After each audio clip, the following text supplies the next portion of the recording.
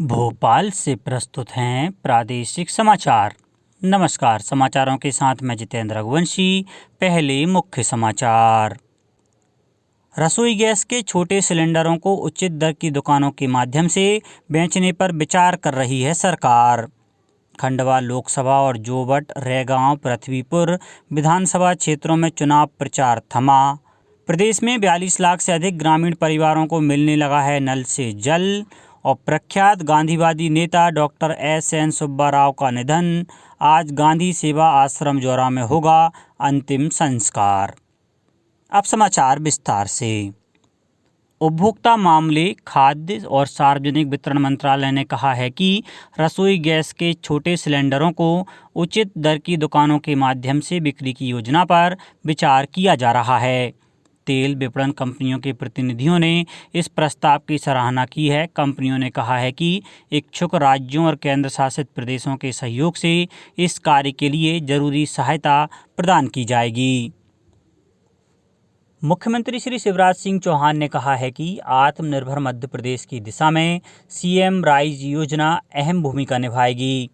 शिक्षा के क्षेत्र में इस महत्वाकांक्षी योजना का उद्देश्य स्कूली विद्यार्थियों को उच्च गुणवत्ता युक्त शिक्षा प्रदान करना, विद्यार्थियों के सीखने के परिणामों में सुधार करना और राष्ट्रीय एवं अंतर्राष्ट्रीय मानकों को प्राप्त करने के लिए स्कूलों को सक्षम बनाना है। साथ ही स्कूली विद्यार्थियों के लिए समग्र व्यक्तित्व विकास पारिस्थितिकी तंत्र विकसित कर उत्कृष्ट और गुणवत्तापूर्ण शिक्षा प्रदान की जाएगी। मुख्यमंत्री श्री चौहान ने कहा कि प्रदेश में विद्यार्थियों को गुणवत्तापूर्ण शिक्षा देना राज्य सरकार की महत्वपूर्ण प्राथमिकता है, जिसे पूरा करने के लिए संयुक्त प्रयासों की आवश्यकता है। इसे ध्यान में रखकर राष्ट्रीय शिक्षा नीति 2020 के आलोक में प्रदेश में 9,200 सुविधा युक्त सीएम राइज स्कूल प्रारंभ होंगे। इसके लिए बजट में 1,500 करोड़ रुपए का प्रावधान किया गया है। इस वित्त वर्ष में 350 शासकीय स्कूलों को सीएम राइज स्कूल के रूप में विकसित किया जा रहा है। साथ ही 18 से 24 करोड़ रुपए लागत से स्कूल भवन बनाए जाएंगे। प्रदेश के विभिन्न क्षेत्रों में प्रत्येक 25 से 30 किलोमीटर परिधि में एक सीएम राइज स्कूल की व्यवस्था होगी। अगले 3 साल में इन स्कूलों में एक ही शिक्षण परिसर में केजी से लेकर 12वीं तक की कक्षाओं के बच्चे पढ़ेंगे। जनजातीय क्षेत्रों में भी 95 सीएम राइज स्कूल खोले जाएंगे। इस योजना के क्रियान्वयन में सभी विभाग मिलकर सहयोग करेंगे। प्रदेश में खंडवा लोकसभा और जोबट, रैगांव और पृथ्वीपुर विधानसभा क्षेत्रों में उपचुनाव के लिए चुनाव प्रचार कल थम गया। इन सभी सीटों पर 30 अक्टूबर को मतदान होगा, जबकि 2 नवंबर को मतगणना होगी। मुख्य मुकाबला सत्तारूढ़ भाजपा और कांग्रेस के बीच है। अब उम्मीदवार घर घर जाकर व्यक्तिगत रूप से मतदाताओं से संपर्क कर सकेंगे। इसमें भी कोविड-19 से बचाव के दिशा निर्देशों का पालन करना अनिवार्य होगा। आयोग के दिशा निर्देश अनुसार रात 7 बजे से सुबह 10 बजे तक प्रचार प्रसार भी नहीं होगा। प्रदेश के मुख्य सहायक निर्वाचन अधिकारी राजेश कुमार ने मीडिया से बातचीत में कहा कि चुनाव के दौरान सुरक्षा व्यवस्था के लिए 53 कंपनियां तैनात की जाएंगी। इनमें करीब 16,000 सुरक्षाकर्मी शामिल हैं। सूचना और प्रसारण मंत्रालय ने सभी प्रिंट, इलेक्ट्रॉनिक, डिजिटल मीडिया और निजी टीवी चैनलों को समाचार कार्यक्रमों, रिपोर्टों और बुलेटिन के दौरान आज़ादी का अमृत महोत्सव लोगों को दिखाने का परामर्श जारी किया है। अमृत महोत्सव इस वर्ष 12 मार्च से शुरू हुआ था और अगले 15 अगस्त को समाप्त होगा। स्वतंत्रता के 75 वर्ष पूर्ण होने के सिलसिले में आज़ादी का अमृत महोत्सव अभियान चलाया जा रहा है, जिसके अंतर्गत देशव्यापी समारोह आयोजित किए जा रहे हैं। मध्य प्रदेश में खिलाड़ियों को बेहतर प्रशिक्षण देने और उन्हें अंतर्राष्ट्रीय स्पर्धाओं के लिए तैयार करने के लिए लगातार नित नए प्रयास किए जा रहे हैं। खेल मंत्री श्रीमती यशोधरा राजे सिंधिया प्रदेश की विभिन्न अकादमियों की हर सप्ताह समीक्षा करती हैं। इस श्रृंखला में बुधवार को उन्होंने बैडमिंटन अकादमी की द्रोणाचार्य अवार्ड से सम्मानित भारतीय बैडमिंटन प्रशिक्षक श्री पुलेला गोपीचंद की उपस्थिति में समीक्षा की। खेल मंत्री श्रीमती सिंधिया ने कहा कि प्रदेश में ग्वालियर स्थित बैडमिंटन अकादमी के अतिरिक्त अब इंदौर, भोपाल और जबलपुर में फीडर सेंटर शुरू किए जाने का निर्णय लिया गया है। साथ ही बैडमिंटन अकादमी के लिए टैलेंट सर्च भी आयोजित किया जाएगा। उन्होंने कहा कि इससे अतिरिक्त विज्ञापन निकालकर स्थानीय बैडमिंटन खिलाड़ियों को भी अकादमी से जुड़ने के लिए प्रोत्साहित करें। श्रीमती सिंधिया ने कहा कि टैलेंट सर्च के माध्यम से नई प्रतिभाओं को प्रशिक्षण दिया जाएगा। अकादमी के लिए 2 बालक एवं 2 बालिकाओं का चयन किया जाएगा। ग्वालियर स्थित बैडमिंटन अकादमी के बालक खिलाड़ियों को 1 माह के लिए गोपी चंद अकादमी हैदराबाद में प्रशिक्षण के लिए भेजा जाएगा। जल जीवन मिशन के अंतर्गत प्रदेश में अब तक 3,528 ग्रामों के 42,59,000 से अधिक ग्रामीण परिवारों को नल कनेक्शन से जल मुहैया कराया जा रहा है। यही नहीं, ग्रामीण क्षेत्र की करीब 94,800 शालाओं में से 61,500 शालाओं में और करीब 66,000 आंगनबाड़ियों में से 37,000 आंगनबाड़ी केंद्रों में नल कनेक्शन से पेयजल पहुंचाया जा चुका है।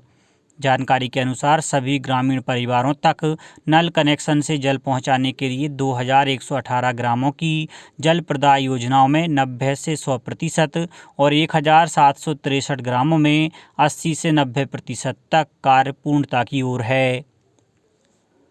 सचिव राज्य निर्वाचन आयोग श्री BS जामोद ने जानकारी दी है कि राज्य निर्वाचन आयोग द्वारा त्रिस्तरीय पंचायतों के आम निर्वाचन 2021-22 में पारदर्शिता और निष्पक्षता के लिए जिला स्तर पर स्टैंडिंग कमेटी का गठन किया है। स्टैंडिंग कमेटी के अध्यक्ष कलेक्टर एवं जिला निर्वाचन अधिकारी होंगे। पुलिस अधीक्षक, मुख्य कार्यपालन अधिकारी, जिला पंचायत और निर्वाचन से जुड़े अधिकारी, जिन्हें जिला निर्वाचन अधिकारी आवश्यक समझें, सदस्य होंगे।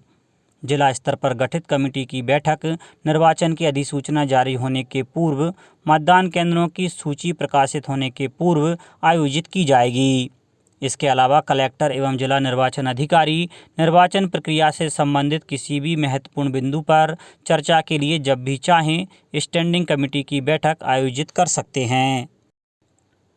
शिक्षा मंत्रालय ने 4 वर्ष के समेकित शिक्षक शिक्षा कार्यक्रम ITEP के लिए अधिसूचना जारी कर दी है।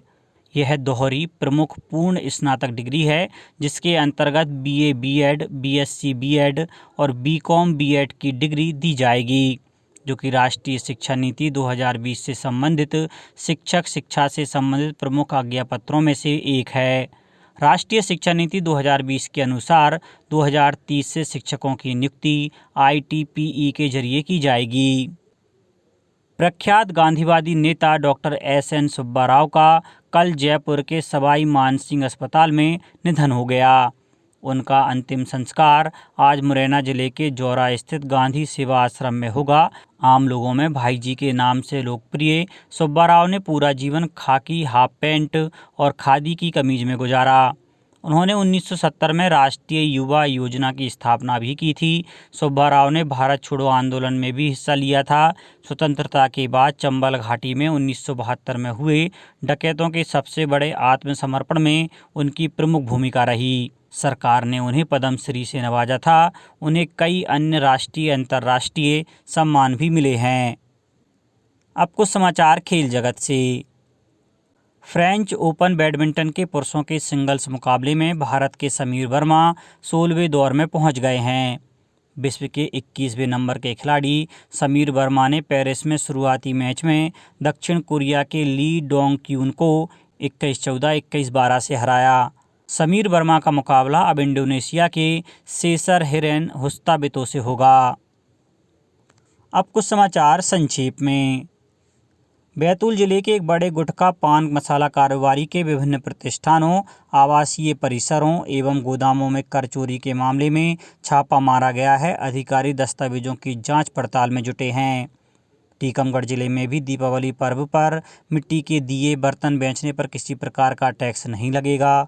शिवपुरी जिले के ITI में टाटा मोटर्स लिमिटेड सानंद गुजरात द्वारा आज प्लेसमेंट ड्राइव का आयोजन किया जाएगा।